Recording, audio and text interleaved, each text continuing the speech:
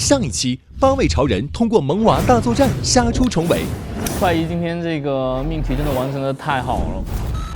宗雄今天是我全场最佳。本期将会迎来什么挑战呢？我要公布下一期的任务就是 ACG 破次元计划。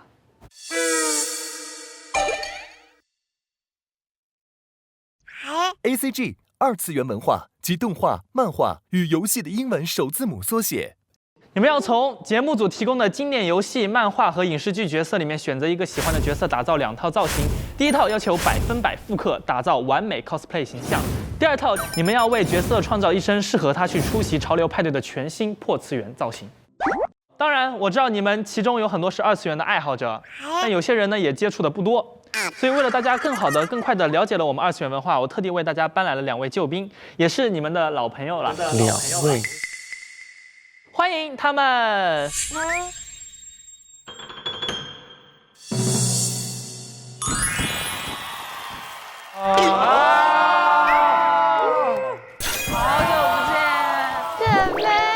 夫人，雪菲呢是我们 cos 界的大拿，EVA 手游官方 coser， 被称为最美凌波丽。她 cos 的地法也是经典。夫人是我们的罗圈大神，精通2次元文化，注意穿搭细节，在节目里创造了有实穿性的洛丽塔出圈穿搭。因为我这回回来是以一个助力选手的身份回来的嘛，我的作用就是帮助他们，在我看来是很开心的一件事情。除了这2位呢，我还特地为大家请到了一位重量级的 cosplay 玩家。现在，我潮流代言官 Justin 在宇宙潮流中心召唤最强 coser 登场。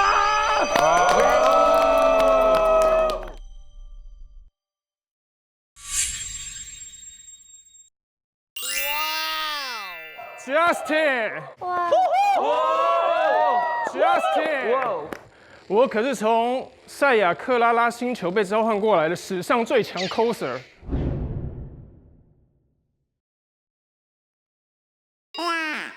我是不是感受到现场一股潮流原力？就是我，是你吗 ，Justin？ 为什么你有武器，我没有？因为我有备而来，而且姜还是老的辣。好中二啊！我的武器呢？我的助手们，快给这个孩子一把武器吧！快上我的武器！中二少年们，来吧！好，决一死战吧！我们就来一场潮流原力赛。哎，为什么没有灯？熄掉了。感受到我的潮流指数了吗？感受到了。潮流原力，来吧，来吧，来吧，扔！扔！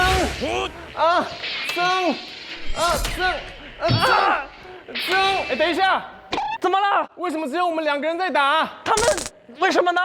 为什么你们不参与我们？今天怎么回事？怎么这种气氛呢？今天好破次元哦！让我们掌声欢迎我们的潮流发现官汪东城。大东哥呢，真的是我们 cos 界的资深玩家了，经常低调打卡各种漫展，被粉丝活捉。微博上有网友说汪东城是为了 cos 才进的娱乐圈。今天想要知道一下这个真相到底是什么？真相只有一个。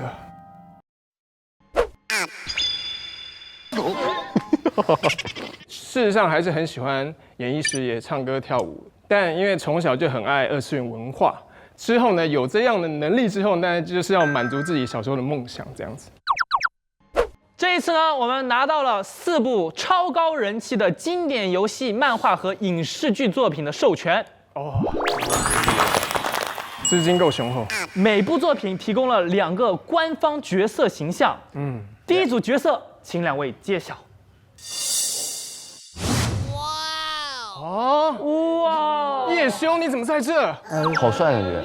我们这里是叶修，那边是苏沐橙，2位是来自电竞题材网文巅峰之作，全职高手。叶修出场时25岁，身高1.78米，自信随和，偶尔腹黑，荣耀水平极强，后期自己组建战队，并且夺得冠军。苏沐橙出场时22岁，身高1.67米，可爱温柔，坚强懂事，被誉为荣耀第1美人。所以在那个讲述人物性格的时候，你们也可以作为参考一下，反正你自己的个性是不是类似这样子的，会更还原，帮助你们还原。说得好。那我们来下一个。哦，哇，这个大家肯定都看过吧？仙剑，逍遥哥，这是什么？李逍遥和赵灵儿，他们来自于经典的古风角色扮演类游戏《仙剑奇侠传》。那《仙剑》呢，已经出了1至6代，加上2个外传，总共8部游戏作品，也曾改编过非常经典的电视剧和网剧。李逍遥是19岁，身高1.73米，然后他是一个一心想着斩妖除魔、做着大侠梦的客栈小二。然后灵儿的话呢是16岁，身高1.62米，她是女娲和人族的后裔。然后她心性很纯真，特别的善良温婉。哇！感觉这2个角色大家应该挺想抢的吧？因为都伴随着我们成长。我啦，对，你们对，有啦。我也是看那个《仙剑奇侠传》长大的。是吗？我也是哦。《仙剑奇侠传3》。我们都看了，基本上都看过。下一个 IP， 3、2、1。秦时明月。哇，这个力量型的剑客，我觉得我有点想抢了。这是什么？魏庄和赤练是来自于3D 武侠动画《秦时明月》。魏庄纵横家，聚霸气与邪气于一身，功夫深不可测。赤练原来是韩国的公主，封号红莲，妩媚妖娆，精通各种毒术。你们喜欢赤练那个角色吗？女孩子们还挺辣的。挺辣的。我看到那个女生角色的时候，因为她的这个元素是红色，我一下就想到吹吹了。真的。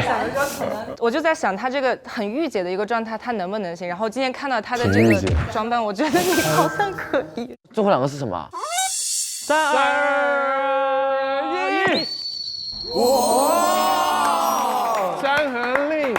周子舒他的性格刚毅有主见，然后他是带着自己为数不多的寿命离开了朝堂，然后他其实是无欲无求的，他只想安安静静的度过余生，结果他就碰到了温客行，然后温客行呢，他幼年的时候父母早亡，就是惨死，然后他长大的时候就报复江湖，但直到遇到了我们的周子舒，然后他就从一个喊着哎呀世人皆负我，举世皆可杀的鬼谷谷主，就变成了一个想要去成为光的一个人。就你跟3P 了，你又要那个，就你跟3P 了，就是他们2个，对他们俩是一对 CP。哦呦，好啦，角色都已经介绍完了，你们想好选谁了吗？想好了。你们是谁？想要什么角色，你就站在这个板子的后面。我数10秒啊，10、9、8、7、6、5、4。三来迟了。要哪个呢？我就红的吧。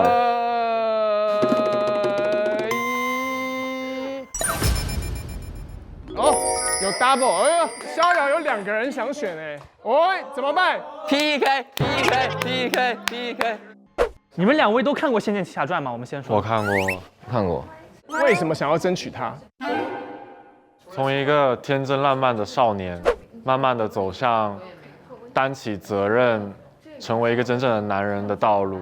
我是喜欢他整一个作品，然后里面其中李逍遥我也非常喜欢。行火化。啊！那我就抢叶修吧。这好难啊！我现在比较期待，因为我之前不是做过 CJ 也做过 CP 这种 cos 的嘛。这一期我就想好好看能不能重新塑造一个角色出来。赵灵儿参加这种潮流的派对的活动，那样子现代穿搭，让我也蛮期待的。我觉得主题用特别好，喜欢，蛮喜欢，很喜欢，超喜欢 ，super 喜欢的。这事情呢没有那么的简单，选到了同一作品的选手呢，这一次是对手，要在潮流派对上 PK。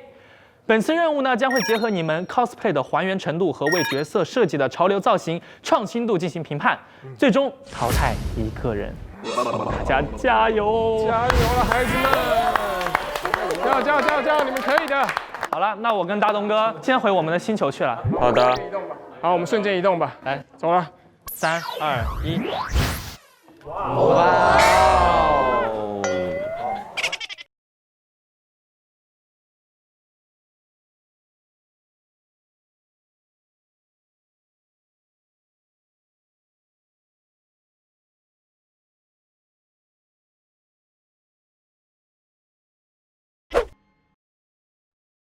我选到了《山河令》里面的周子舒，尝试一下吧。而且自己本来从小就有一个古装梦，所以一直都想试一试戴头套的感觉。温客行的这个角色吧，还算是跟我以前所擅长的汉服啊、跟古装啊、影视啊，就这些都是有点关联的，相对来说得心应手一些吧。虽然也是竞争对手，但是我觉得我不怕，能从这方面去挑战赢他，好像有点难。周子舒其实还挺高冷的，就是我哪怕活不久又能怎样？就很坦然的，逍遥快活。对，我逍遥快活度过我之后的余生，我过得比我前半辈子还要精彩。他是这样的性格。老温，你真的很心狠手辣。他当时杀了那个鬼谷主的时候，是活生生当着全鬼的面把谷主杀掉的，这样才能有这个威慑力。我觉得他的有些经历跟我的成长经历真的吗？会很像。哦，对，那我觉得这个其实还挺像你的，因为其实我还是属于那种蛮善良的人的。之前他们俩有什么主题色吗？他们爱穿的颜色？他穿的特别浮夸，他特别低调，他比较仙气，他穿的一般都比较那种白呀、青色啊这种。我俩真的该换。对，他我觉得可能重庆人的性格吧，我跟温客行也算一样，就是敢惹事儿也敢扛事儿的那种。依安其实你们看到他这么疯，其实有些时候他是特别会照顾人，然后怎么说，真的是拿反了。咱俩换吧，要不现在能换吗？还我愿意，我可以啊。赶快，我不知道导演组怎么样，我们3个一起出去吧。我觉得赶快吧，不然陪我们，我觉得有说服力，有那个一点。我们想申请一件事儿，他们想换，不可以，一经选定不可更换。真的不可以换吗？其实外形上面确实我要适合子舒一点，但后来我是发现我性格可能跟温客行像一点，但是好像也换不过来了，后来也就接受了。Hello， 我们今天请大家吃个饭。哦，谢谢老板。好，我们赶紧一边聊一边吃吧。好哟。听说明天雪花马尔斯绿啤酒为我们准备了一个 M Space 潮玩派对，这次是 ACG 破次元主题的，想问2位有没有参加类似比较特别的派对的经验呢？我本身还参加过蛮多动漫派对，我也还好。哦，你也还好吗？对，我就是主要是因为很多不认识的人，明天就还好，大家都认识嘛。对，所以我们就可以玩起来。对。哎，对了，快一跟宗红还有酸皮不是参加过一个超酷的潮玩派对吗？对啊，说到这里有一段视频，你们要不要看一下？好啊，来哦。大又圆。哇，好油！哇，这好帅！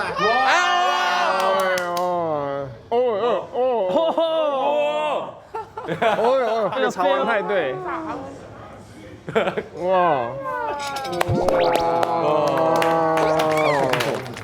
哇，我没想到江辉一你还会打碟啊！深藏不露哎！哇，而且我感觉视频中的这个马尔斯绿色也太潮了吧！酸啤加会调酒，马尔斯绿啤酒这个喝法有点潮哦。刚才视频里那个宗红跳舞跳的是那个瓶子舞吗？那个宗红咬唇，要不要再对着镜头咬一遍？没有咬唇，你咬了，你绝对咬了，100%咬了。没有，是你的错觉。他咬，这样，来，这样。没有。来，既然大家都吃的差不多了，那我们就一起 get 雪花同款的马尔斯绿啤酒，为我们的明天的潮玩派对加点灵感。干杯！这一刻，朝向马尔斯绿。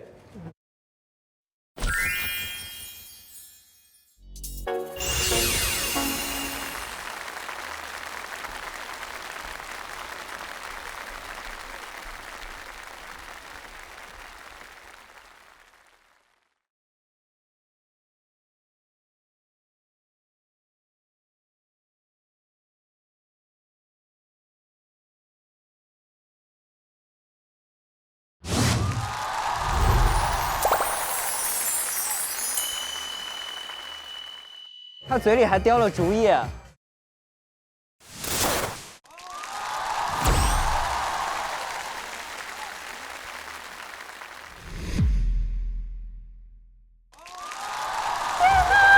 苏沐橙这一套真的好看啊！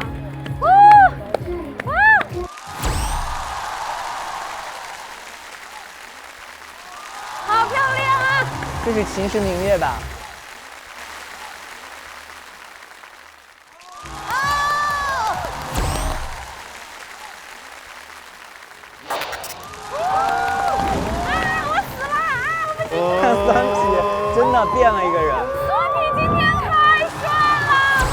帅！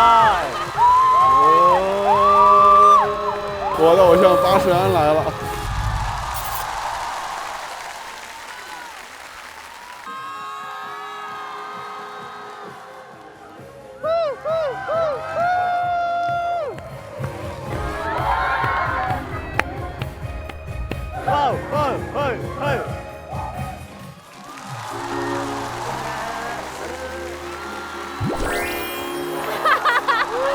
标准的男团 ending。有请我们的潮流助推官斜杠青年 LLWW 潮牌主理人何超莲老师。哇，该不会是花木兰吧？有请潮流助推官、时装设计师Sunquest品牌创始人上官哲。帅了帅了，好看！太潮了！有请我们的潮流助推官，受约纽约时装周最年轻的华服设计师，陈景一举主理人张突然。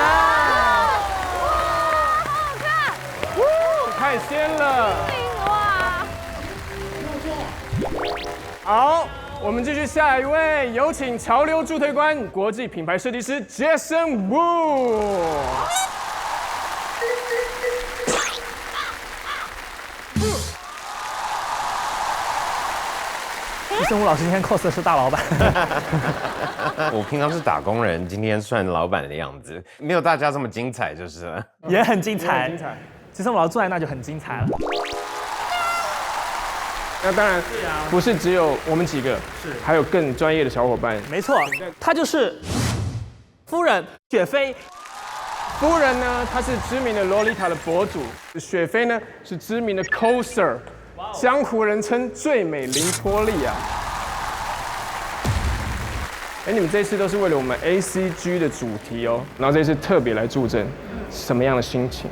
我是很开心，因为这是一次大家和我一起潮流跨次元的一个经历。这个心情就跟以前完全不一样，因为之前是以参赛者的身份来的嘛，就特别的紧张，害怕出错。那这次就会比较的轻松，所以我也特别期待看到大家的表现。好，我们要不然先请雪菲跟夫人入座吧。好呀。很开心，欢迎大家来到我们这次破次元的主题潮玩派对。我是能制造神秘气场、修行8级绵绵拳、敢向世界挑战的潮流带人官明天君黄明昊。好。大家好，我是能够操纵紫色火焰、守护8尺琼勾玉的不屈不挠于命运的8神庵。哇塞！我以为今天呢，我们的潮流派对就请到了我们2位，难道？没想到今天来了这么多狠角色，哇，好狠啊！什么妖魔鬼怪？你看那位狠到把自己都涂黑了，怎么有排牙在那边？今天呢，这场派对是一场破次元壁的潮流派对。其实2次元文化呢，已经是我们95后潮流生活方式里非常重要的部分了。对，你知道吗？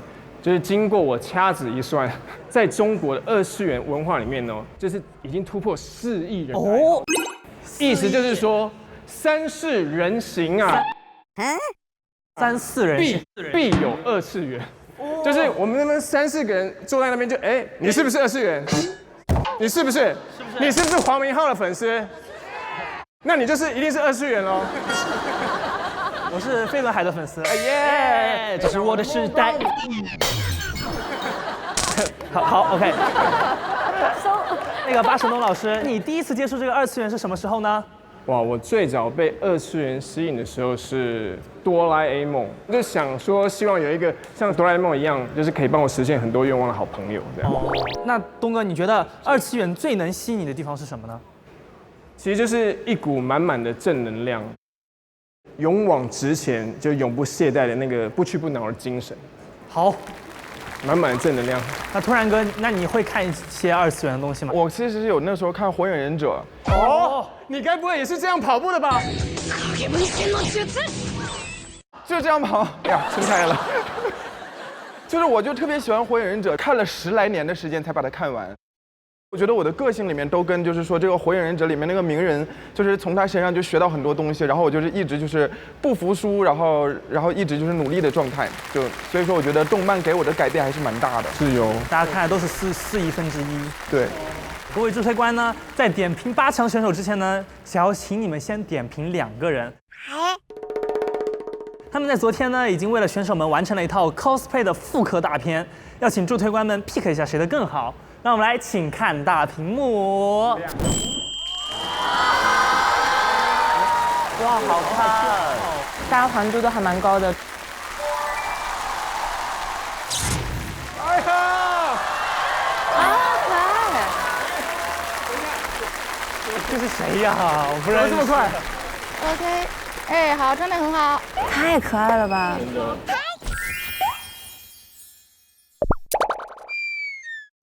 哎，对手稍微低一点点。哎，好。哎，超可爱，很帅，很帅，很帅。1、2、3。太萌了啦！好可爱啊！没有啦。有一个词叫罗态，就是漂亮的像女孩子一样的男孩子。小贾他们说你很罗态，其实我是萝莉。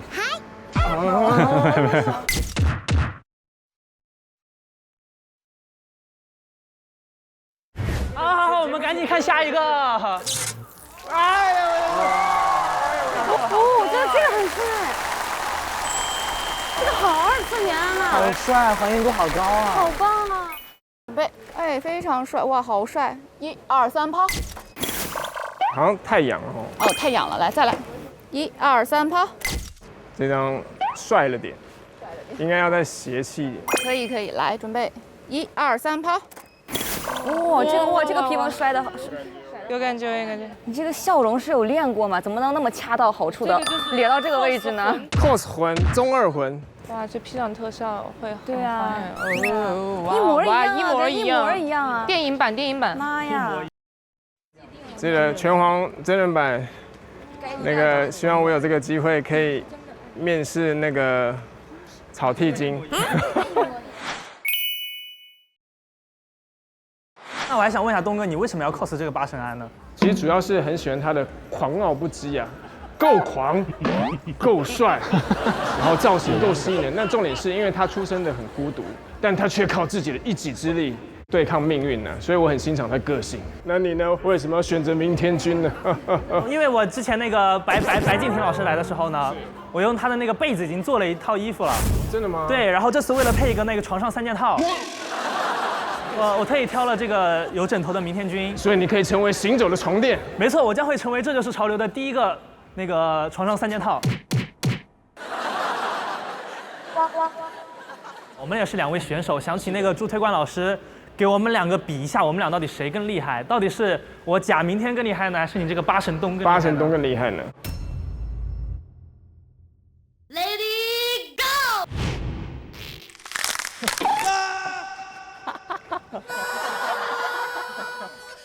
真的有点困难。Yes 啊！哈！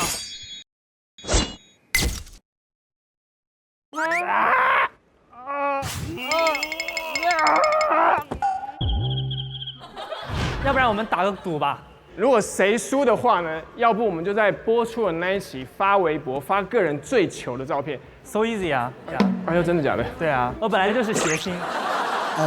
我也转谐星了。这一次就是 Justin 的第一次，支持一下 Justin 吧。好，哇，顶牛！我会选八神，因为我对97跟98是陪伴我度过整个青少年时期的游戏，所以我对八神是有很深的情感。真的，我也是。我会选 Justin， 第一次弄嘛，所以给你的支持。Yeah！ 我最后还是选 Justin 吧，因为我看到他那个枕头，我也很想睡觉。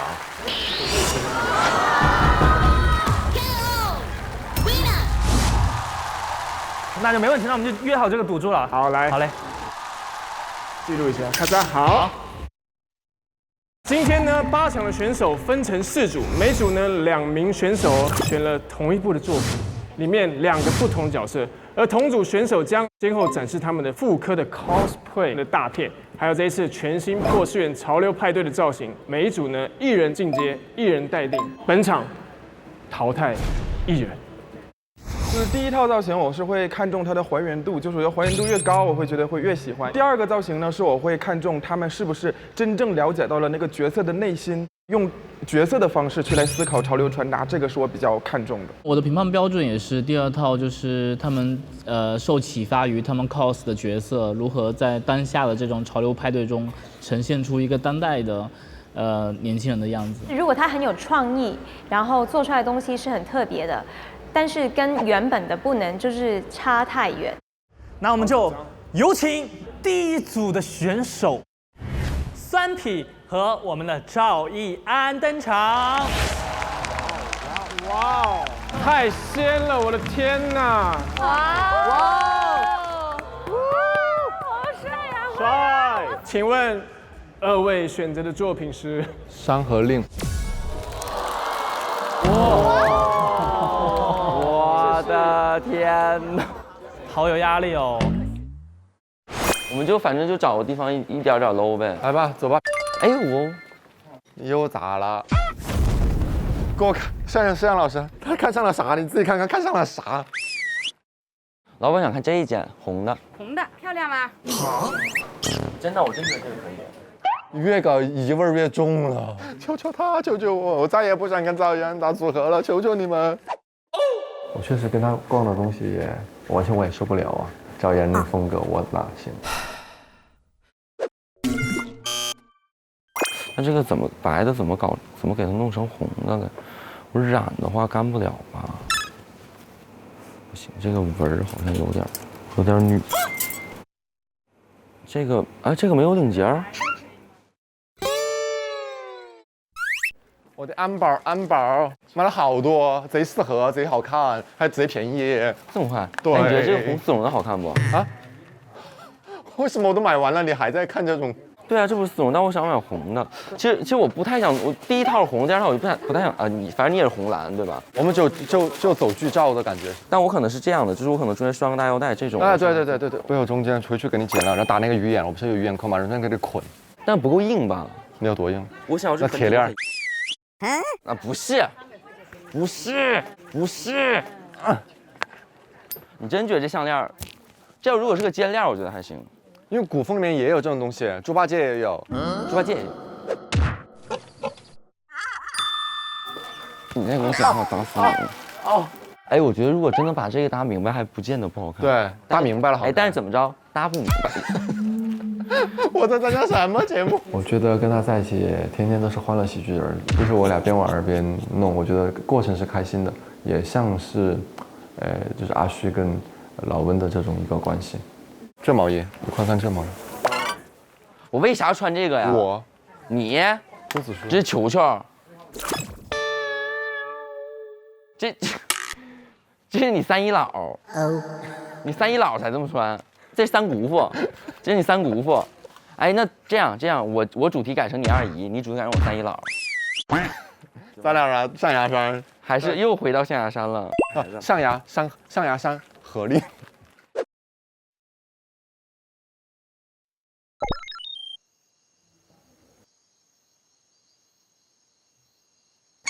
就我希望它这个领子稍微是有点高的，然后就这块是打一个这样的领结，是有点飘带的，然后我觉得这样子可能就稍微美一点。然后袖子我想是让它这样有点灯笼袖的这种，就是稍微添加一点那个贵气的感觉。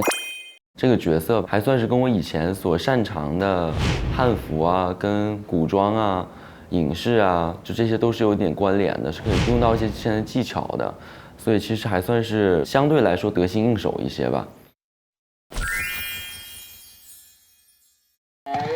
这个男生相对于另外一位男主而言是个比较低调的存在，穿越到现代，扣子可能有一点那种古风的感觉，但是其他方面我觉得还是该是风衣就是风衣，该是西裤就是西裤。其实我觉得只要跟角色有关联的东西，要加上去漂亮都可以加上去。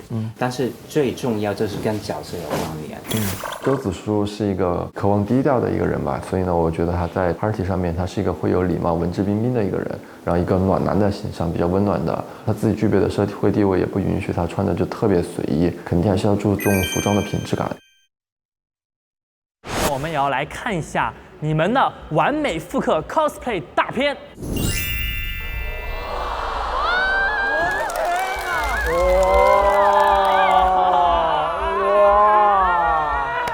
哇塞，可以哦！这个哇，这也太那个了吧！炸 ！Oh my god！ 今天站在的这个平台是被誉为世界建筑奇迹的世贸深坑洲际酒店。现在，请大家抓紧时间完成你们的 cos 和拍摄。好，加油！就是我觉得你肯定最主要的是把他的性格什么的揣摩透，这样的话你能更好的代入。周子舒他一直都属于一个，我觉得他是一个特别正义的人。他是遇到周子舒之前，他的血液里面流淌的都是仇恨，但是周子舒改变了他。你要记住，你能够改变一个血液里流淌着仇恨的人。我前4期也挺仇恨的，然后赵一儿改变了我。啊，你不能这个样子，你应该说你改变了他，因为现在你是周子舒。改变了他哦，对哦。他改变不了我，我就是这么疯癫。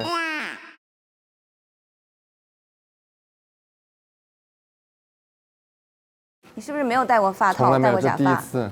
发套一上就有那种古风美男子的味儿了，真的有。自己本来从小就有一个古装梦，我眉毛这里有个旋，然后大家都说可能在古代的话，你这个人可能还稍微好看一点，所以一直都想试一试戴头套的感觉。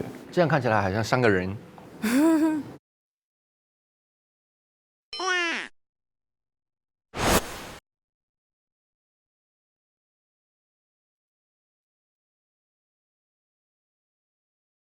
哇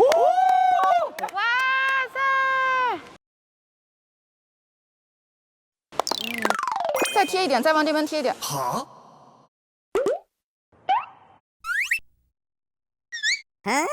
你别躲我啊！我先这样。好，来准备，1、2、3，跑。有。哎，对，哎，对，好，来准备。汉服古装这方面，我觉得现在线下所有的选手当中，我算是非常强势的。你把脚并上。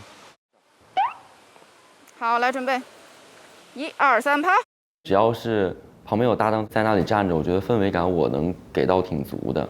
第一趴没有很担心，对。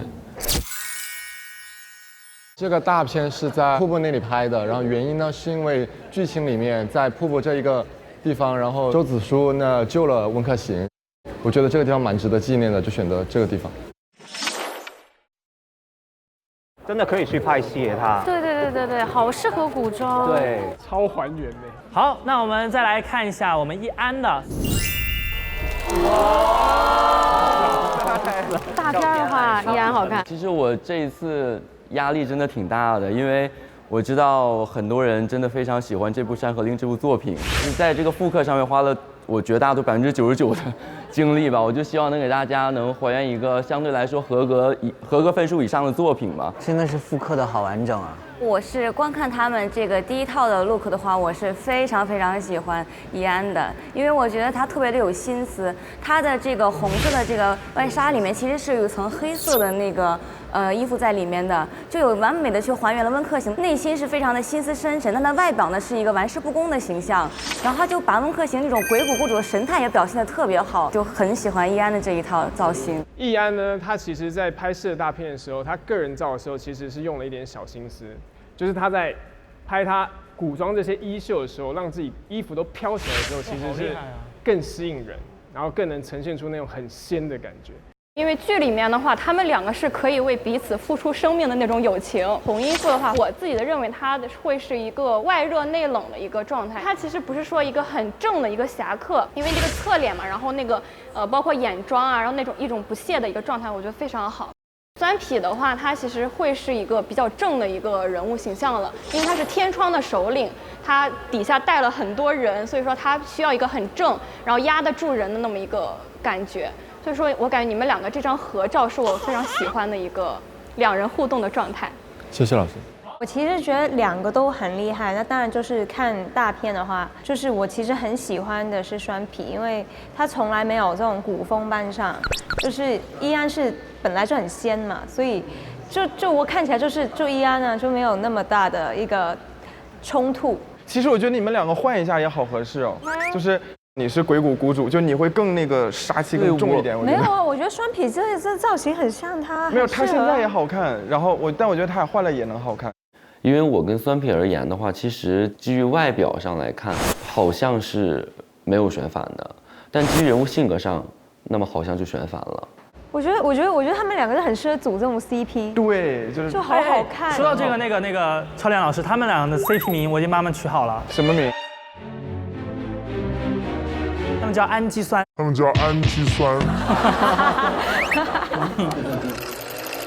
你们两个人缘分啊，这就是缘分，缘分一道桥。加油！你又在组 CP 了。加油！就你们俩，我帮你们俩想好了，你们俩以后叫一帘幽梦。赫连嘛，一帘幽梦，他们俩不天的完了，救命！你要干嘛？除了还原之外，我们刚刚快一给那个赫连喂东西吃。太搞笑了。这都被你看了。一眼看见。新的组合出来了。周子舒和温客行来参加我们潮流派对，会穿成什么样呢？请展示。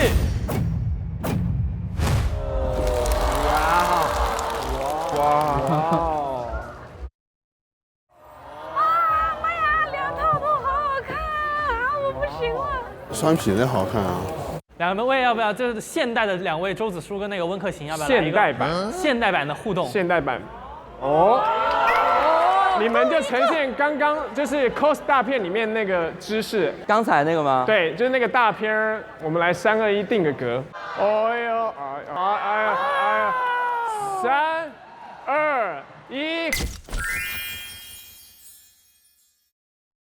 我觉得就是如果和自己的好兄弟一起去参加派对的话，周子舒的形象应该就是会比较稍微低调一点。我觉得他是一个内心比较细腻、善良。到后期也是非常温暖的一个形象吧，所以我觉得他一定会很有礼貌的去给这个派对的主人送花。然后从服装上面，我觉得他不会就是特别的想去夺目吧，他毕竟有自己的身份与地位在，所以我就决定了一身颜色相对于温客行而言比较饱和度比较低一点的，然后廓形比较大的一身衣服。然后我觉得他还是比较正经的一个人，里面还是很基本的一个衬衫、领带和一个西裤。然后这就是我的这一身打扮。他的外套好看哦，酸皮的外套很有设计感。这个酸皮，我觉得他今天做的这个很好，就是感觉很复杂的同时，然后又有一种就是简约的感觉，然后我觉得很符合周子舒的感觉。我觉得你今天呈现的是，我觉得很精彩。酸皮的这件上衣，我觉得做的蛮好的，但是我觉得如果颜色可以跟那个角色的颜色有一些呼应，或者说是类似的颜色，可能会关联性更强一些。但是我觉得这衣服本身的衣型的结构啊，包括这种飘逸的感觉，其实是有将这种东方的传统的服饰融入到当代服装里边，我觉得蛮好的。我觉得商官老师说的很对，就是双皮那个外套，我觉得很好看，就是好像很多东西，但是搭在身上又不会太多。谢谢。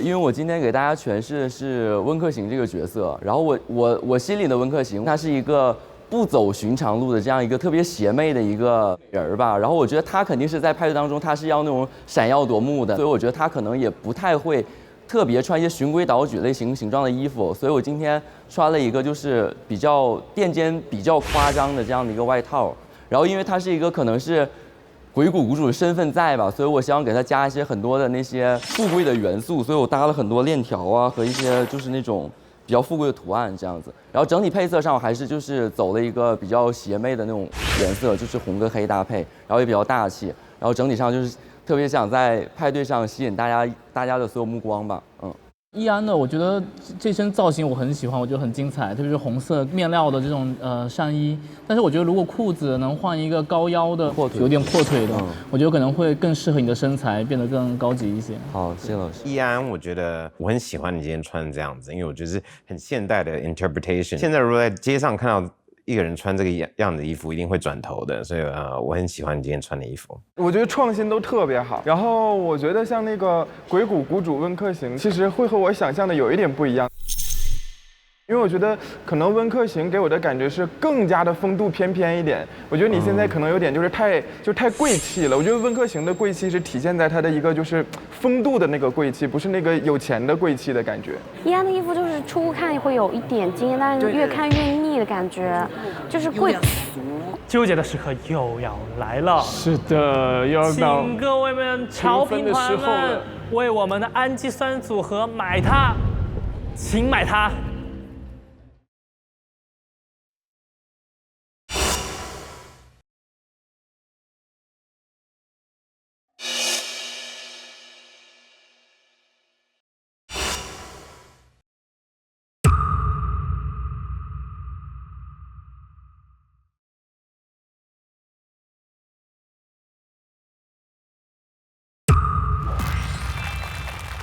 哇塞！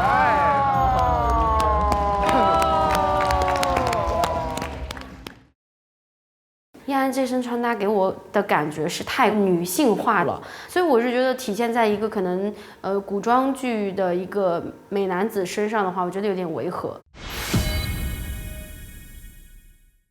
好，那么有请我们的第二组选手宗弘和快意。这是李逍遥和灵儿吗？对，这个是宗弘，这个是宗弘啊，我都没认出来。我们选的作品是《仙剑奇侠传》，我觉得灵儿跟我外貌上形体更接近一点吧，然后我也是更了解这个作品，所以我选择赵灵儿。小时候经常看嘛，因为电视上一直播，然后就是童年回忆的感觉，所以就只选了这个。听说你也很喜欢自己古装的扮相哦，就奇怪的还有一点点满意，不知道为什么。好，那我们接下来的话就要展示你们的完美复刻 cosplay 大片了。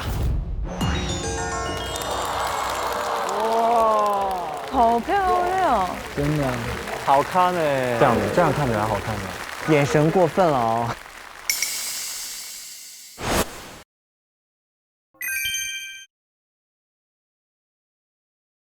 不像李逍遥，可像白展堂。气死我了！葵花点穴手，葵花点穴手。这是我人生中第一次尝试去 cos 一个二次元的角色，还原度还是挺高的，我觉得。哇，这个头发，天哪，好可爱！你不要驼背，你挺起来。李逍遥怎么可能驼背呢？像不像白展堂？你也可以，你们两个有个互动，好不好？哎呀，我干嘛互动？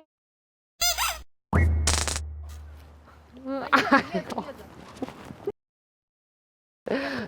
反正我看见李宗弘，觉得他特别像白展堂，实在是没有逍遥哥哥的感觉。尴尬的人脚趾头抠地。哎，好可爱，来准备好，这个状态特别好，有那个感觉了，看到没？果不其然。好，特别美啊，超美，来准备，别动。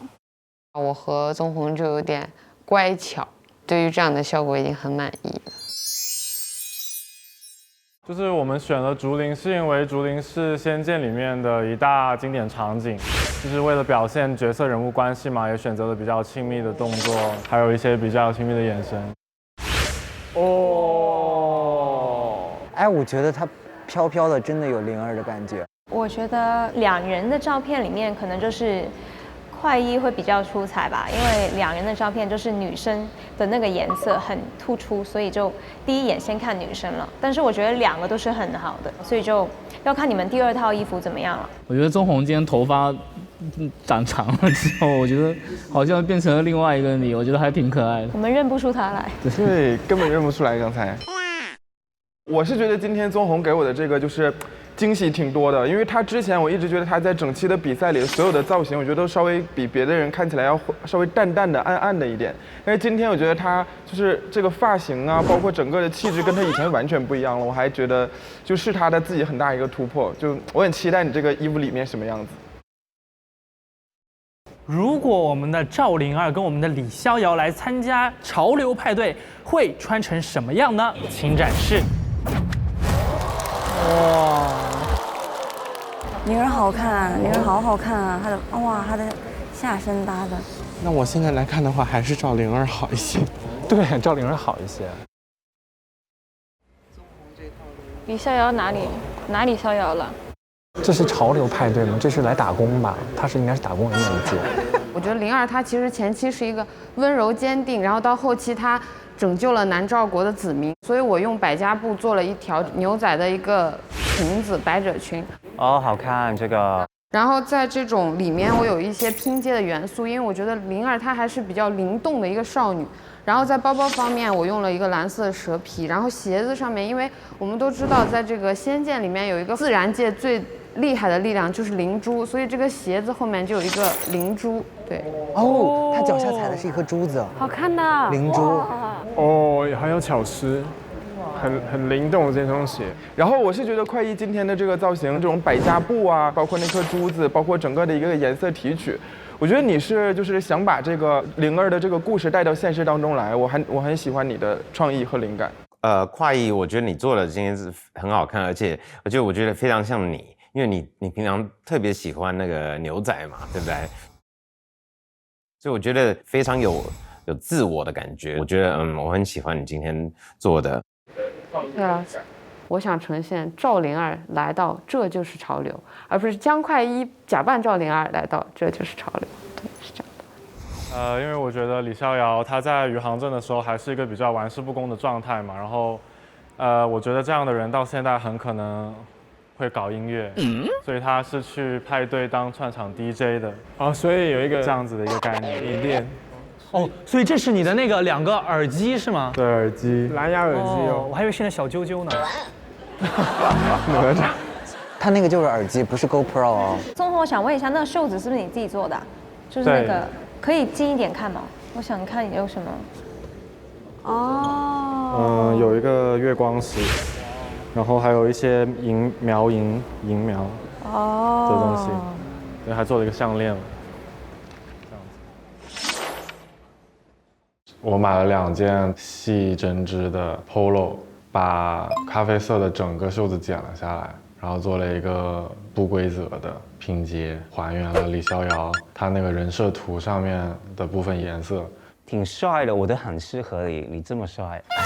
没有。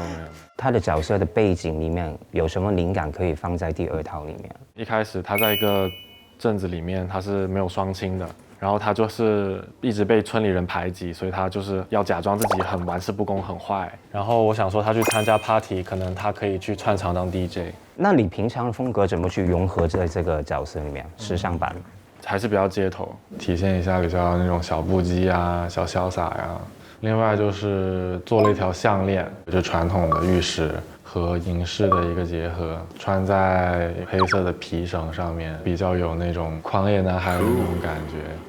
我第一次不是最喜欢快一的了，就是我觉得宗弘的好像比较符合他刚刚那个形象，就是一个大侠，然后就算是玩音乐的，就是我觉得你整个故事性挺好的，因为就是大侠感觉穿的就会比较潇洒嘛。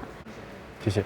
我觉得他的那个衣服是在细节上面可以体现出来，他把袖子缝起来的是一些小石头，然后有一些银色的一些珠珠，整体来说，我觉得其实是跟他这个人物很 match 的。我觉得你是在比赛里，我觉得整个的一个色彩上，可能就是在比赛里会有点吃亏，视觉冲击力还是会有点弱。然后再者吧，我觉得好像从这个角色出发，因为李逍遥是一个19岁的一个男生，我觉得他可能会比你现在这个造型再青春、再活跃一点。配饰，比如说耳机，是不是可以变成什么就是橘色啊，或者亮一点的颜色？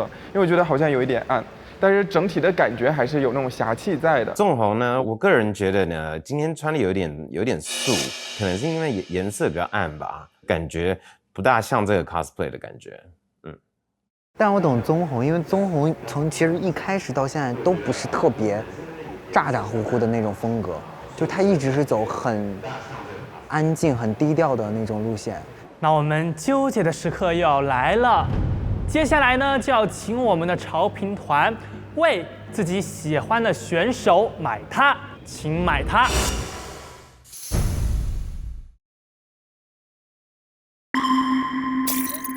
不会吧？哇，太夸张了吧？啊？没那么差吧？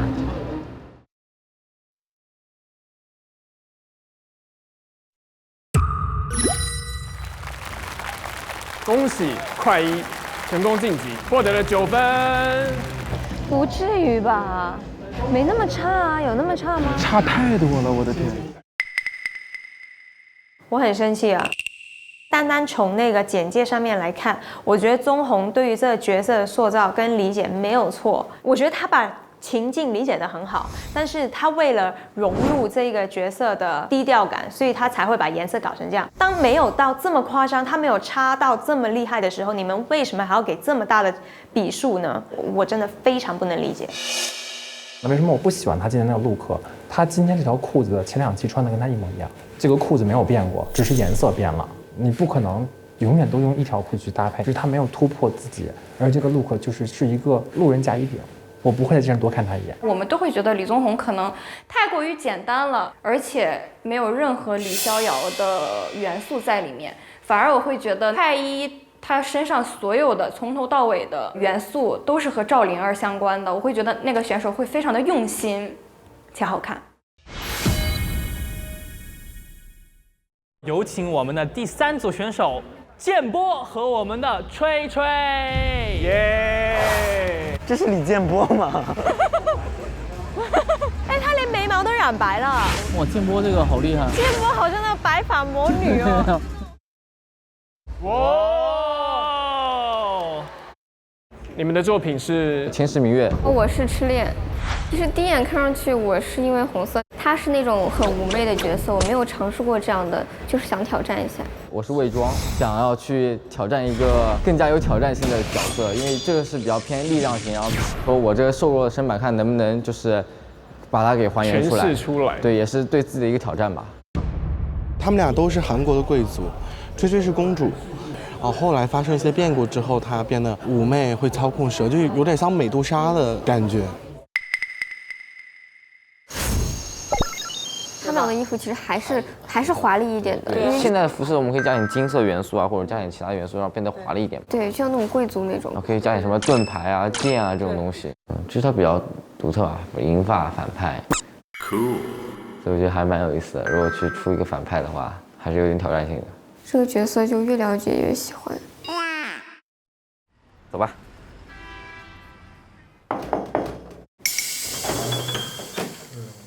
Hello， 那你觉得有什么上海推荐可以买的？你怎么样去降低成本去做这个东西？我建议你租借。哎，你这个好看。我们还挺搭。对。资金感觉不太够吧？因为2000块钱2套衣服，第2套那个潮流服是基本上都自己租的。可以，就拿这4件。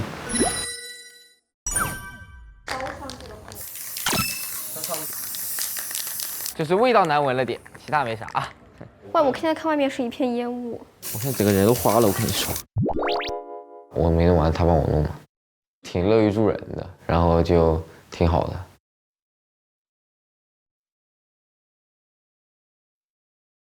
旁边那样子就有点会皱起来。哦，还行。还行，有点妖风的感觉。对对。我们做衣服一直进行得很顺利，但是吹吹不小心受伤了，然后我去跟他说。其实经常受伤。那如果万一明天那一套 cos 做不出来怎么办？应该是可以做出来的吧。这边是这样子。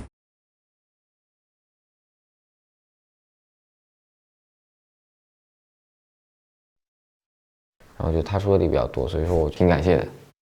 合作挺好的，我们想的都是2个人要一起过。那我们接下来也要展示你们的完美复刻 cosplay 大片。哇，哎，还是很赞的。哇，不错的，对。哇，建波这样好帅，超帅。这张就比较霸气了。好帅哦，这个好看。我觉得 cos 服做的还可以，然后拍照片这块我还挺有信心的。可能得去下医院，那我看起来任务就先交给你。OK， 我懂 OK。拜拜。好，拜，小心点。其实我还挺担心的。我们现在呢，就是来看一下今天所有我们需要拍摄到的景。在那个山上，然后拍山的那种特效，你觉得 OK 吗？我拍下这个景给我队友看一下，像雕塑中间，然后拍那种海浪的感觉，你觉得行吗？好 ，OK， 好，拜拜。楚儿，你终于回来了，咋样了，头？排队排了好久，但是没有那种液体创口贴啊什么的。假发是直接在我头上做还是什么？你那个假发不是在你头上做，因为要做3个小时。我们可以的，没事，问题不大。我们组真的。头发最少都要做3个小时起步，所以没有完全的还原那个造型，看起来质量会差一点。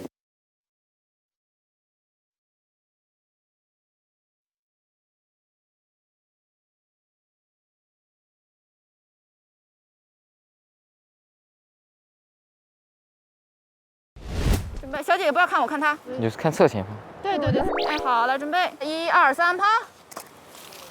他看上去就是那种很靠谱的人。你可以多靠我一点，不要紧。对，可以看上面，小姐姐可以看上面。哎，对，好。这个相处下来感觉挺好的。我觉得他的想法也很 OK， 他觉得我的想法也很 OK， 所以2个人其实就是想法的互相交换之后呢，我觉得可以呈现出更好的东西。1、2、3，跑。1、2、3，跑。我这件外套呢，原来不是这个颜色，但是我用黑色喷漆给它全部喷了，金色的边呢也是喷漆喷的，就形成这种金色的花纹。我的手指甲其实也是金色的，就是因为喷漆的时候全部弄在上面了。就整套的衣服基本上都是我们花了1晚上制作而成的，吹吹那套也是。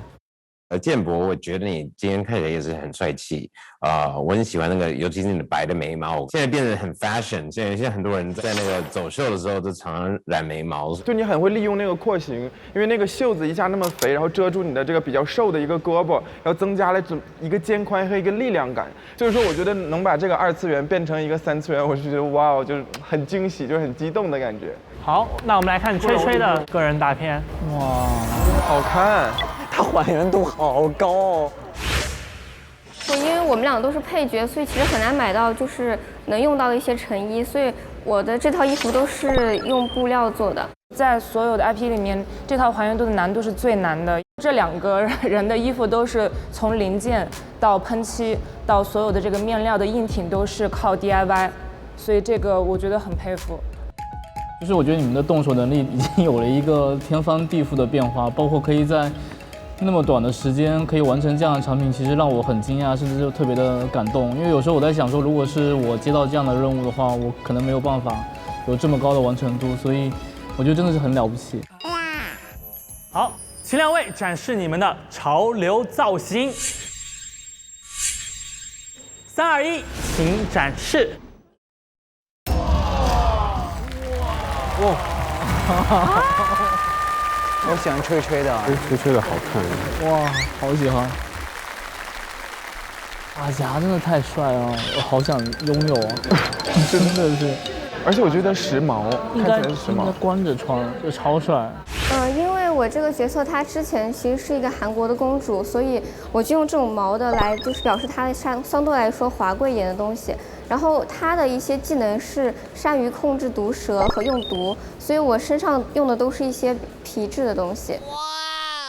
吹吹今天这身造型真的是一如既往的好品味，然后你的包、你的配饰，包括皮裙上的这些金属的细节，还有这个皮草的感觉都非常的带有点复古，但很高级，很喜欢。吹吹就是一贯的红色嘛，红色就是你的胜利颜色，就是很贵气，很好看。吹吹，你的衣服是自己做的吗？这个只是一件裙子，然后这个是我从一件买来的皮草大衣上剪的，然后剪了2个领子，把它剪成2半塞到这里面去的。因为魏庄实际上他是个实力非常强大的一个人，所以他在面对任何东西的时候都是一种高傲的表现，就不会有太大的起伏，所以他整个的人设都是那种很高傲，然后很冷酷、很霸气的那种感觉。然后他特别喜欢战斗嘛，所以我选用了皮质外套，然后像战士一样的一个小的盔甲外套，然后其实我的裤子它上面也是有些盾牌那种小元素在的，给人营造一种战士的感觉。我觉得还是建波，但是像是去打仗的铠甲兵，我觉得建波那个就是还是停留在 cos 中了，他还是游戏中的角色，而不是一个现代的东西。那他穿成这样去蹦迪可是会热的哦。波波，你这个外套选的太对了，我现在觉得你简直就是肌肉人。Cool。就那种错觉，就感觉看起来你就很壮，然后好像很能打的样子。哦，我是觉得今天那个李建波的造型好时髦啊，伪装去参加了一个时髦派对吧，我觉得真的太帅了，就是我自己是很喜欢，而且你还通过这个盔甲啊，包括这个整个的一个衣服的廓形，让你的那种小的身材更符合伪装的一个人物架构。我觉得你里面那一件黑色的漆皮的这个外套，如果是短的，我觉得可能整体的比例上可能会好一些。是的，不然显得那个上身有一点长。对。波波，我自己本身是2次元爱好者，那我自己很期望说，如果有一天能够把2次元融入3次元，然后再结合时尚跟潮流的一个穿搭，我在你身上真的看到，因为我知道你们今天造型很像一个剑士在保护一个公主的感觉。对，其实今天就算晋级，我也会把这个位置让给吹吹。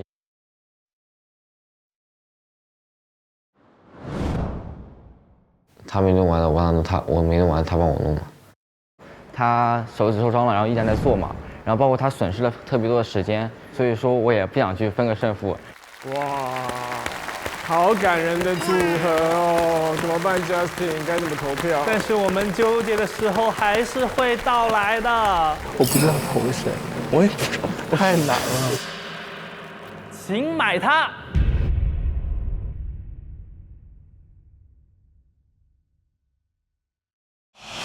我填。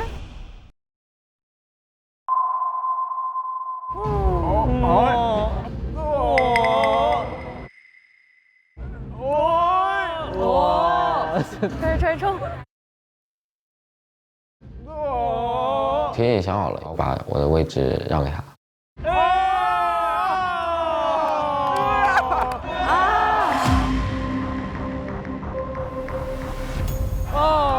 哪！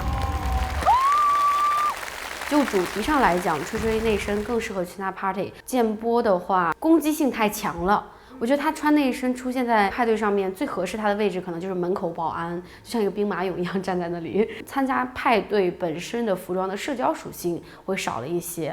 那基于这个点的话，我还是选择了吹吹。太精彩了，太猛了！哇！然后呢，也要恭喜波波，如你所愿，你被待定了。Yeah！ 但是波波还是表现得非常精彩。这就是我想要结果队。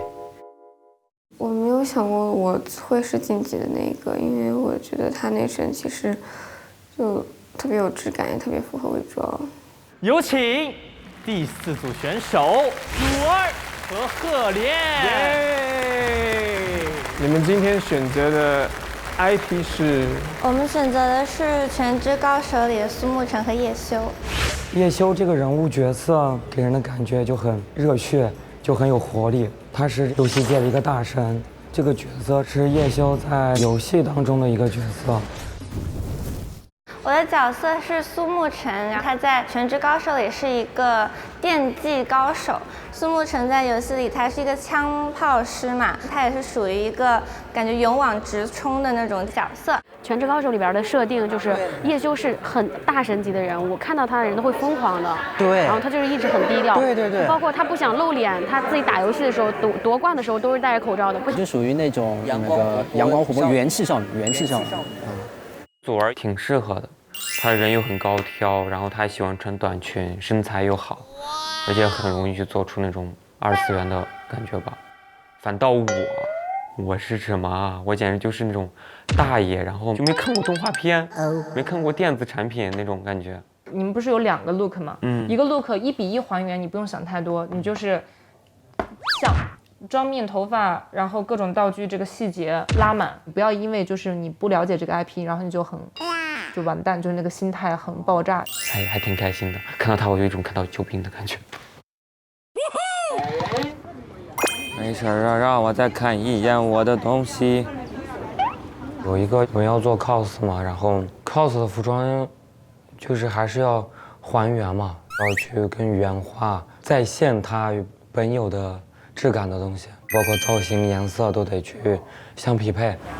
不行，那不行，我这个怎么偏黄啊？有没有比这个再亮？想买的材料其实很少。都需要自己去手工部分去做的。哇，我要做的东西太多了，今天晚上是一场大战。它这个是连体的吗？它应该是先穿里面的，然后再在外面套了一层。还得再做点腿环，就全程要靠自己做，所以我的压力其实蛮大的。你这条是条连衣裙啊？对，粉的。但是你能让别人一眼看出来你是苏沐橙吗？粉色的可爱的裙子有没有呀？哇，这个可爱的裙子，哇，这个好可爱呀！哇，这个好好看。我想让她在这个派对上穿的是感觉女性温柔一点的一面要体现出来，但是它不像别人，就有些人可能都没有代表色，苏沐橙很难得，它是一个橙色是它非常鲜明的特点。如果说你拿这个粉色长裙去改的话，我是一点都看不到苏沐橙的元素在的，就有点偏题。天哪，我又被框住了！为什么每次都这样？我脑海里有一个想法现在，但是我就是想要那个想法，但是我觉得这是我的想法，怎么办？那你那个颜色上面可以去用橙色的元素来弄，然后你看怎么用橙色和粉色去更好的结合起来，我觉得这样还是可以的。我是属于会尝试多样化的人，但是我怕我的想法都太疯狂了，一直在感觉日常和非日常的选择中焦虑。你是因为在 cos 角色，所以声音还是真的对，是真的哑了？是因为我熬夜，然后做东西，然后上火了，我声音比较沙哑。太辛苦了，真的是每一位都特别的不容易。那我们来期待一下你们 cos 的还原大片吧。哇，太像了！哇！这一组跟之前的很大的区别。对，就唯一一个比较偏现代一点的。这些飘逸感是做了几次啊？就有大风吹吗？是有人在就是拉他的围巾。哦，然后跑。对。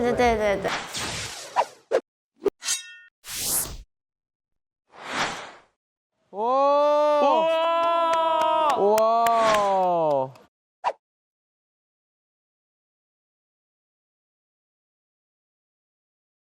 牛啊！好看，左儿的好看。Hello。就拍这样拍。对，一个就是大广角。大广角。我们选择了一个建筑的结构性比较强的、有纵深感、透视效果比较强的一个地方拍摄。好看，来准备，1、2、3，跑！好，来我们准备啊，1、2、3，跑！哎，好看。来，3、2、1。大片拍摄我觉得挺顺利的，呈现的效果是好的。我就觉得很开心，整个过程也非常轻松，也得到了我想要的这种效果。就是身上这些所有的衣服都是我自己去采买的原料，然后当天晚上做的。然后我觉得这个上面最难做的就是这个铠甲，比较花时间，而且铠甲要用布料做出来很不容易。赫连的，我觉得这个制作难度实在太大了，我觉得这不是一个晚上的事情。我觉得能完成到这样，我觉得很了不起。何莲，我觉得哇，今天看起来根本跟以前的何莲完全不一样。我现在很期待看看你底下穿什么，去这个 party 的 look。好，那我们来看一下祖儿的个人大片。衣服的话是我们昨天在临时路的复古集市里面淘来的。然后呢，我比较中意的就是我买的腰带，还有那个挎包，因为我觉得它有那种年代感，但是它质感也非常好。然后呢，也很高强度的还原了那个角色原来的造型。祖儿的还原度超级高，我感觉基本上一模一样。就是祖儿的这个映照挺好看，但是那个脖子的透视，我觉得可以再露出来一点，因为我觉得这样的话可以让那个动漫的形象，我觉得会更完美。好。全职高手体现的一点就是勇往直前，他永不言弃的一个精神。刚才叶修的那个 cos 他也说了，他通宵去搞这件衣服。叶修他也是自己拉团队，一步一步慢慢上来。他不单单是把衣服还原了，他还把这个勇往直前的精神给还原了。这一点我觉得是最不容易的。就是说，有些时候做一些事情，它更多的时候不单单是一种喜欢，而是一种坚持。确实，说的挺好的。那接下来呢，也是我们非常非常期待的苏沐橙跟叶修来参加我们潮流派对的话，会穿成什么样呢？3、2、1，请展示。他穿了个棉马甲，好丑啊！赫连这个真的看不懂啊，大跌演技。我喜欢赫连，《全职高手》他在正常生活当中，他不是一个很张扬的人。他这套衣服跟游戏角色有关吗？就是游戏角色去参加 party 呀，要带上人物性格的呀。你可以不张扬，但是不会丑着出来。叶修不丑啊。我这身造型，就是颜色还是以它盔甲里的元素提取了一些颜色做搭配。他在现实生活中是一个比较不修边幅、比较慵懒、很随意的一个人。而且我觉得我现在状态和他本人状态还蛮像的。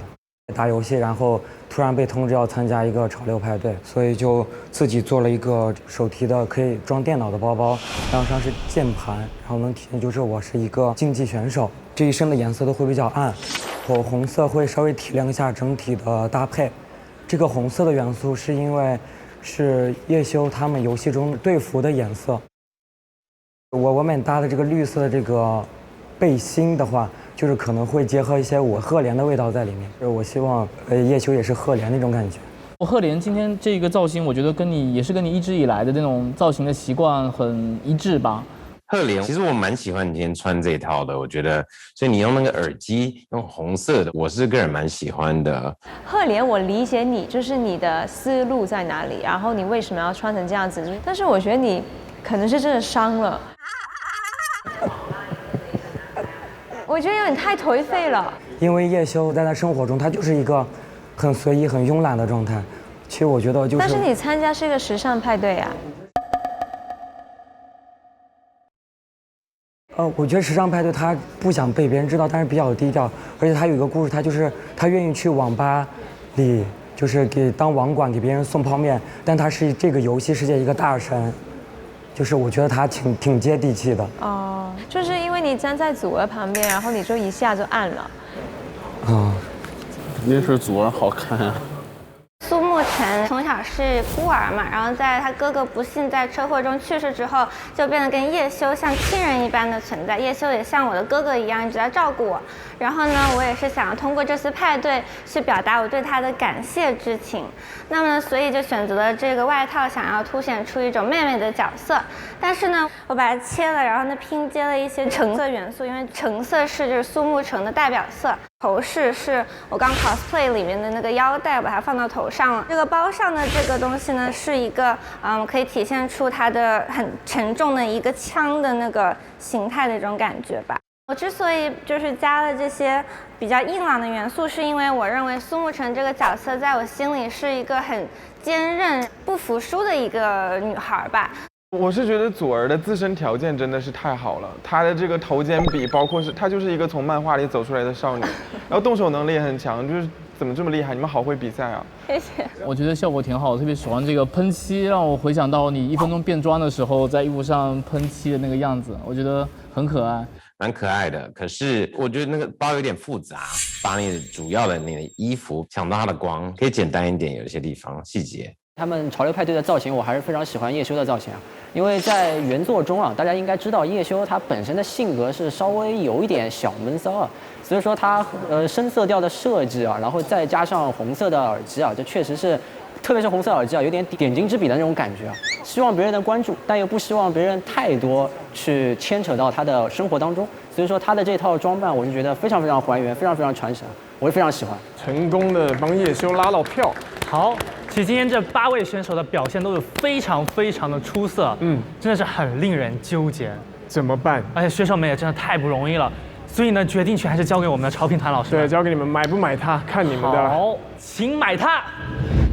1比1。哦呦！我天！我天！我觉得大家都在观望。比赛到这个环节，怎么投都不太忍心哈。太接近了吧！哇！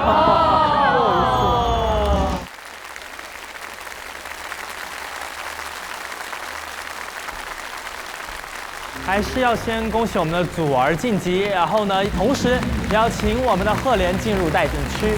我觉得祖儿的优势在于她就是真的身体就是整体感觉好，对她就是穿啥都好。但是赫连其实真的挺宅男的，小心思，小心思很舒服看。我觉得我今天 cos 没有问题，从外观，从我的穿搭想法，从精神上，从肉体上，我觉得完全诠释了叶修这个人，包括我自己。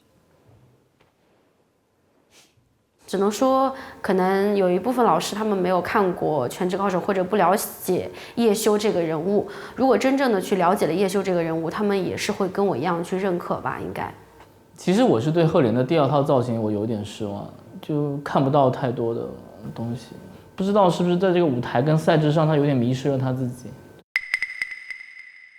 首先，请4位待定选手回到舞台上。助推官们，你们这次有2个助推的名额。我和东哥呢也会有1个带人的名额。最终呢，只有3位选手可以回到我们的晋级区，然后剩下1位选手怎么办？赫连不会被淘汰的吧？我觉得棕红有点危险。好难选啊，真的。我觉得波波好像稍微差一些，他动手能力一直都是强，从第1集。其实他那个小细节是好看的，你看他那个小的银针，还有玉石，他真的差的时候可以很差。好难啊！没有决定，不行，一定要有一个走。头大了，不知道怎么选，真不知道怎么选了。4位助推官，你们想助推的第1位选手是谁呢？我想要助推的是。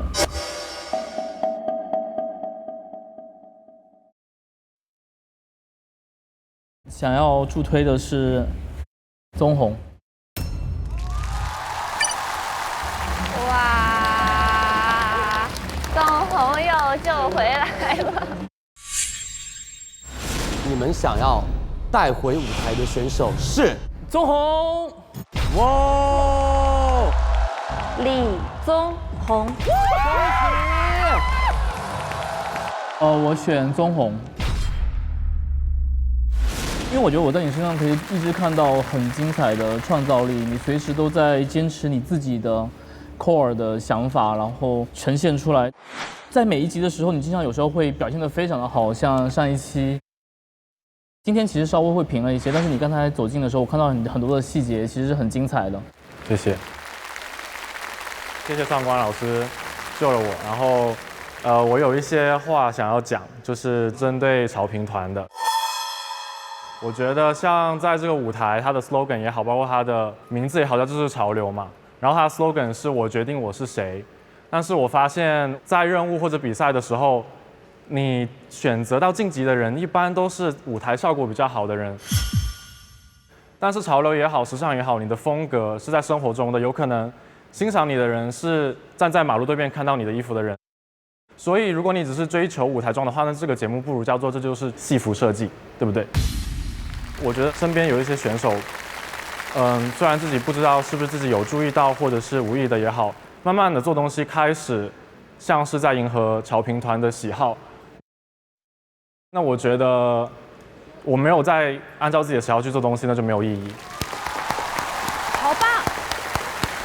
他们评分标准就是以他们个人的审美、个人的喜好去评判。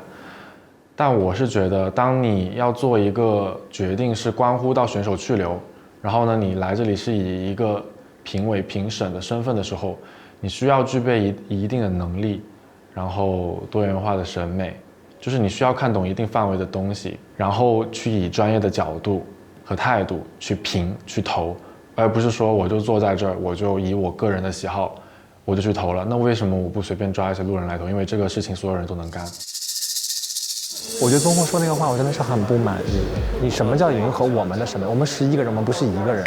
棕红的衣服就是不好看。棕红刚才对我们整个潮评团的公正性其实提出了一个非常有趣的质疑。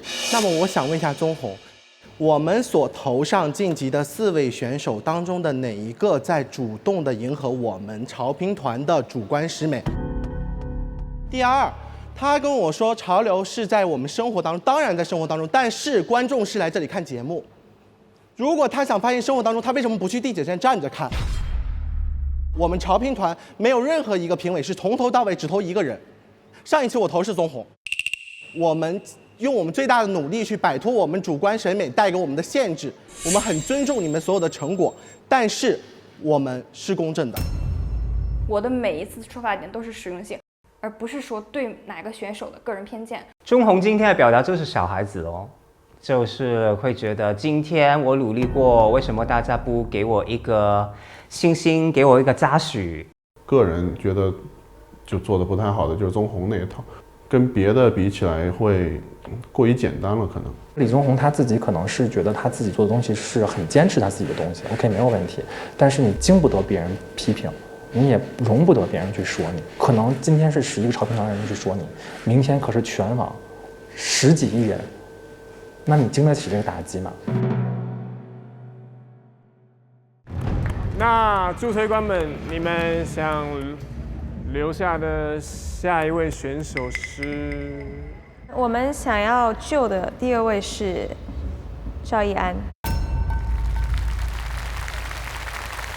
我觉得你们其实是强联手，然后没有办法，就是一定有一个被淘汰，所以你才会站在这边。所以其实你是第一个，我们决定一定要把你救回来的。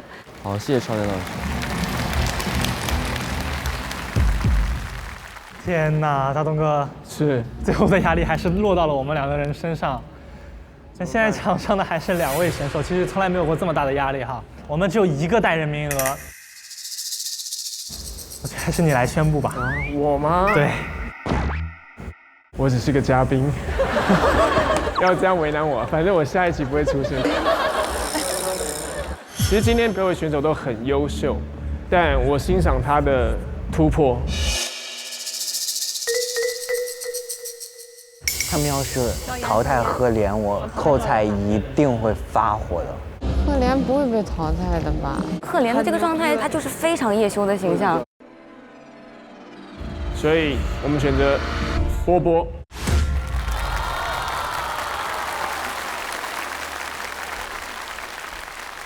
波波就是真的让我眼睛为之一亮，我非常喜欢，然后也看出他投入跟用心。谢谢老师们能看到我的改变，我会努力，我可以朝更多的方向去发展，然后做更多的尝试，然后顺便把我自己的风格也融入进去。都夸他，然后把他淘汰，这些老师可真有意思。我不认同，我完全不认同。他的东西不至于让他拿到冠军，但是我还是觉得不至于到现在就被淘汰掉。所以导师选择建波的时候和选择宗弘的时候，其实我脑海中是有问号的。赫连其实我也就是很期待你可以留下来着，但是可能是在这个很多个很强的选手里呢，你可能就是说复古的风格有可能会对你一点点的限制。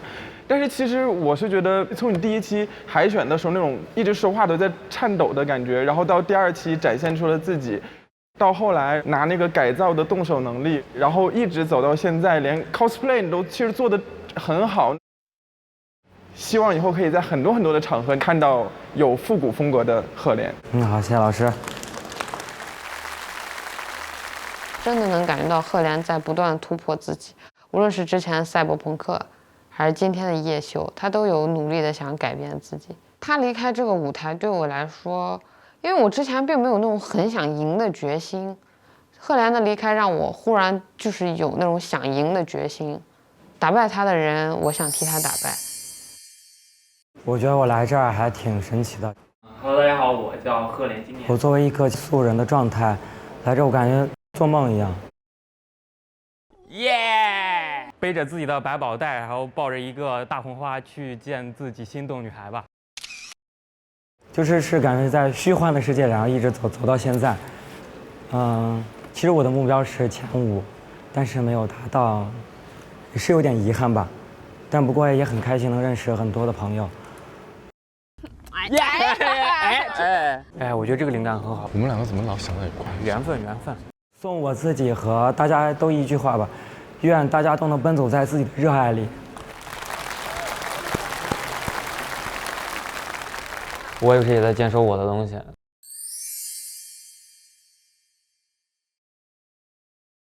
最后其实在强忍着自己的伤感的状态吧。我觉得我不应该输给他，我就是觉得就是不甘，就是不甘心。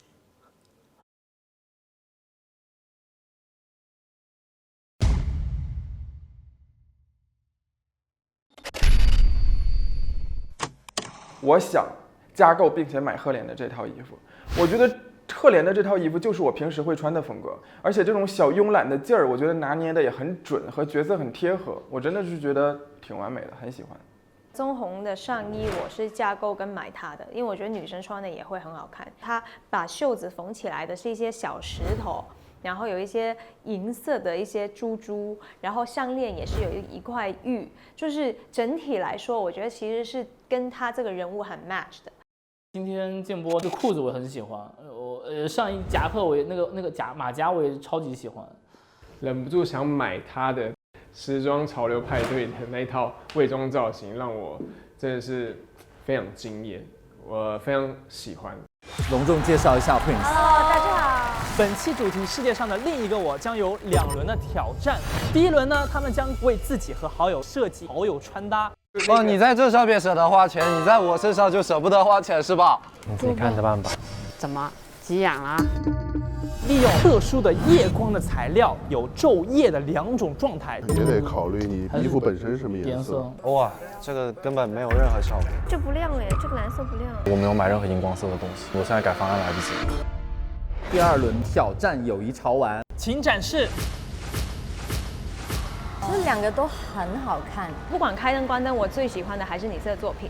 今天最喜欢的就是这个。左的那个故事我更喜欢一些。这故事是最不重要的。我也没觉得有什么特别的。3、2、1，买它！0票哎！天哪！为什么可以0票啊？我完全不懂。现在这样的一个情境是我们从来没有想象到的。我们想恳请我们的潮评团，可不可以？这就是潮流团建日 VIP 专享版《潮人总动员》，明星潮人欢乐组局，戏精吃瓜，热点超潮，周日野生放送，单场。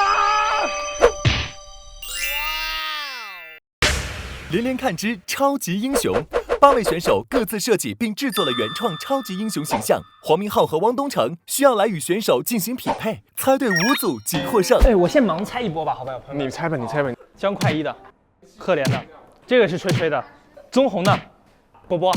我跟你讲，全对，不可能有错了。我成长了，逃不出我的五指山了。你们这次，东哥，哎，你说，我跟你讲一个必对。易安，这肯定是你。我觉得吹吹跟快一都有可能呢。我觉得是波波，不是我的，不是我的，错了。东哥，我就要告诉你2个，一定对的。这个也是你告诉我的。大东老师，如果这次再猜错的话，我建议你不要相信小贾老师，因为他只会把你越指越弯。哦，我开始觉得有难度了这个游戏。为什么我不能画那个？没有这个水平。最后给你讲一轮，这轮不对的话，我就头割下来给你。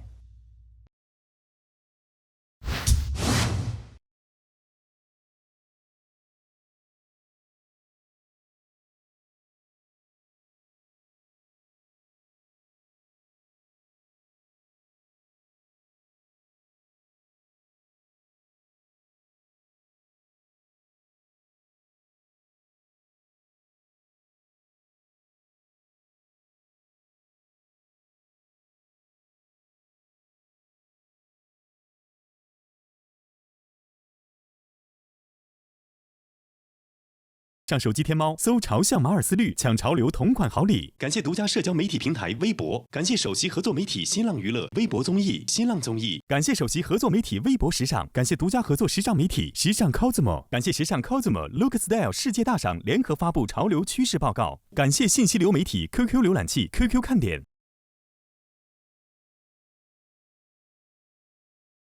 这就是潮流，周日中午12点更新正片。